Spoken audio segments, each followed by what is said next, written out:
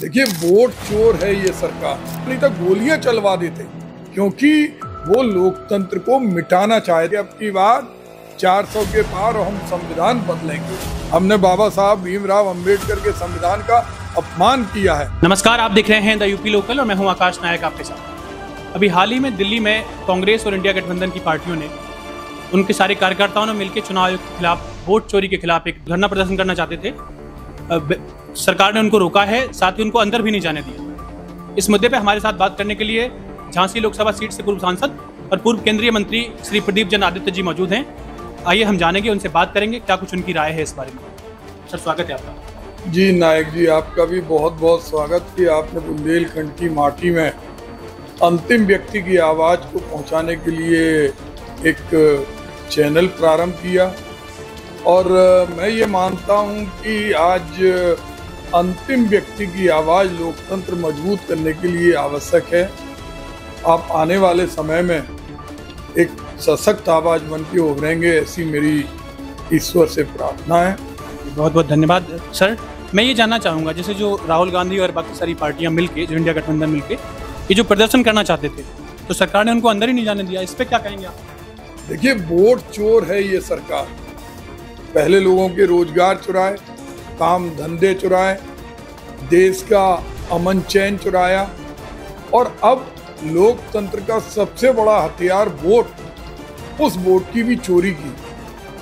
और वोट चोर सरकार जिस तरह से आज पर्दाफाश उसका हुआ है, वो पूरी दुनिया ने देखा।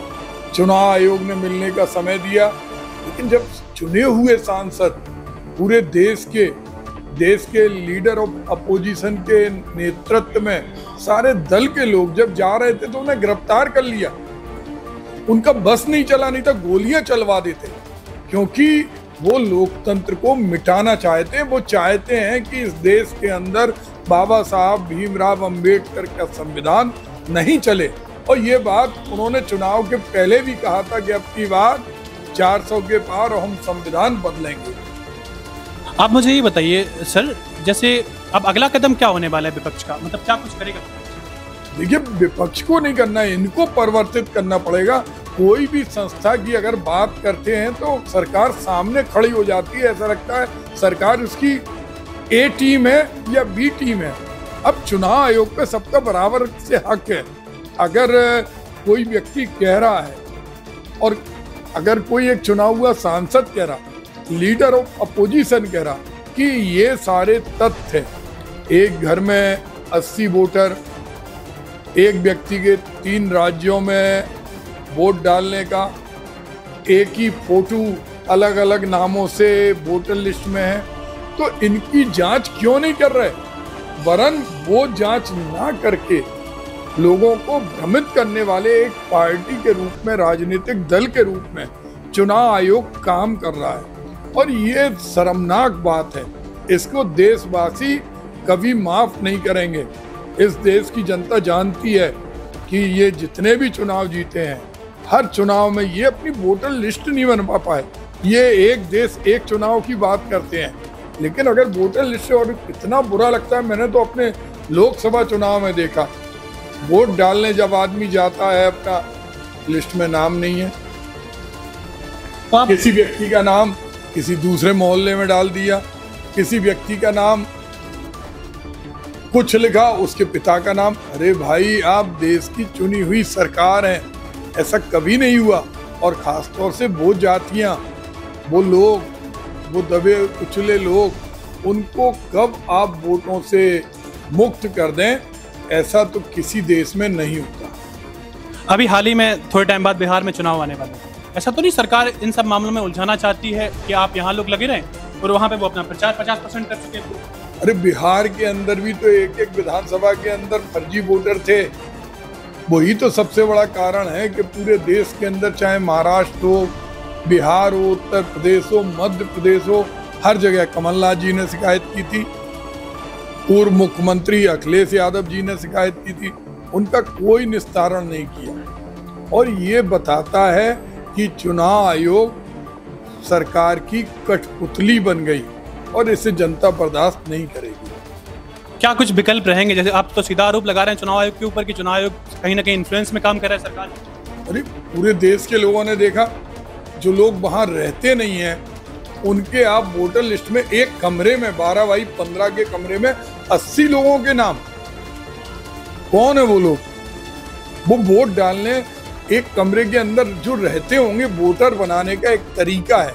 अगर कोई एड्रेस वेरिफिकेशन होता है, आधार होता है या कोई दूसरा विकल्प होता है तो देखा जाता है कि वो व्यक्ति वहां रहता है या नहीं रहता। अगर एक जो वास्तविक वोटर है, अगर उसे अपना नाम जुड़वाना है तो उसे दसियों बार चक्कर काटना पड़ते। और ये फर्जी नाम जो सरकार जिनका प्रयोग अपने मत दिलाने में करती है, उनके नाम तत्काल एक कमरे में कर दे, एक घर में कर दे, सड़क पे कर दे, जो उन्हें करना वो कर रहे। तो ये तो नहीं चलेगा। इस पर तो सरकार को जवाब देना पड़ेगा और चुनाव आयोग को आज जनता के सामने माफ़ी मांगना पड़ेगी कि ये हमसे भूल हुई। हमने बाबा साहब भीमराव अंबेडकर के संविधान का अपमान किया है। हम वोटर लिस्ट ठीक ढंग से नहीं बना पाए। क्या कारण है कि चुनाव आयोग आज भी चुनाव की प्रक्रिया में उनके पास कोई लोग नहीं रहते? चुने हुए लोग अपने लेके आते हैं, उन लोगों से अपनी सत्ता के पक्ष में काम कराते हैं। पहले वोटर लिस्ट में, उसके बाद वोटिंग में, फिर काउंटिंग में। पूरी प्रक्रिया हथिया के रख ली है इस मोदी सरकार ने। देखिए, राहुल गांधी और विपक्ष सीधा आरोप लगा रहा है चुनाव आयोग के ऊपर। उनका कहना है कि चुनाव आयोग सरकार के इन्फ्लुएंस में काम कर रहा है, चुनाव आयोग स्वतंत्र तरीके से काम नहीं कर रहा है। विपक्ष की एक ही मांग है कि एक व्यक्ति एक वोट कर दिया जाए, वो जो लिस्ट है उसको डिजिटली कर दिया जाए ताकि सब लोग देख सकें कि कौन कौन लोग वोट डाल सकते हैं, किनका उस वोटर लिस्ट में नाम है। देखिए विपक्ष का अगला कदम क्या होता है। सर, क्या कुछ अपील रहे? देखिए, मेरा कहना यह है, हमारे प्रधानमंत्री जी कैशलेस इकोनॉमी के ब्रांड एम्बेसडर बन जाते हैं। कोई कैश नहीं लेना पड़ेगा, अब आप तो केवल अरे आप डिजिटल वोटिंग क्यों नहीं कर सकते?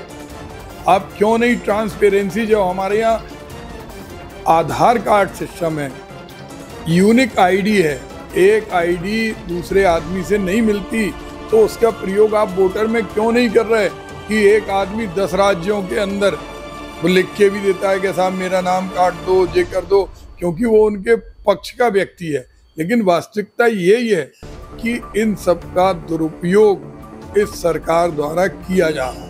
और उसके बाद जो चुनी हुई संसद है उसमें माइक बंद कर दिया जाता।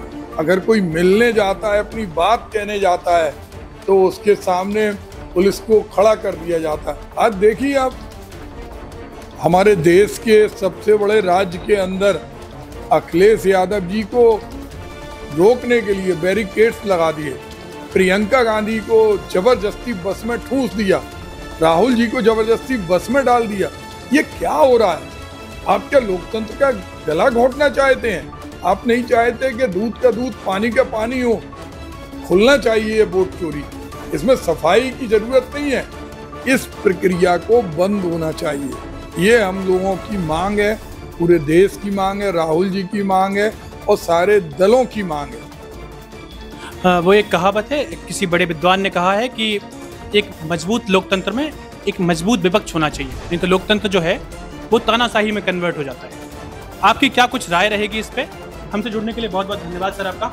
बहुत अच्छा, आप निश्चित रूप से आगे बढ़ें और बुंदेली माटी के अंदर जो अंतिम व्यक्ति की समस्या है, जहां आप राष्ट्रीय मुद्दों को उठाते हैं, स्थानीय मुद्दों पर भी आप प्रखर और मुखर होकर अपनी अभिव्यक्ति दें, ऐसी मेरी ईश्वर से प्रार्थना है। सर बहुत बहुत धन्यवाद हमसे जुड़ने के लिए। जय बुंदेलखंड।